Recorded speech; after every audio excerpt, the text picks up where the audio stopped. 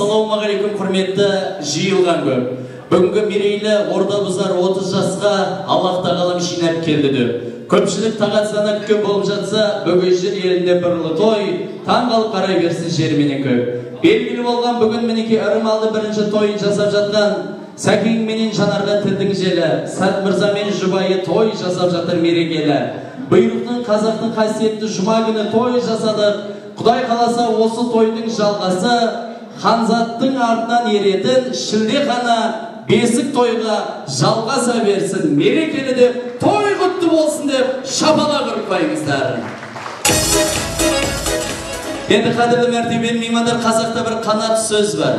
Қойшыға бар, қой сұрама, өріс тағылады. Әкең менен анаң барда, той менікі деп айтпа, көңілі қалады. Сол себептен бүгінгі тойдың нақ иесі, бүгінгі тойдың хақ иесі, қадірлі құрметті әулетіміздің төріне шыққан құдамыз, Тоғызбай құдамыз бен Науат құдағиымызға, Абай ағамыз бен Шүрінкіл аналарымызға, бүгінгі ұлықты ұлдарыңыздың туылған күні құтты болсын деп, Асқартаудай әке аналарымызға, Қазғұрт өмір мен Шымкентте болмаған шапалақ ұрып қойыңыздар. Тойларыңыз құтты болсын ата-аналарыңыз болмаған.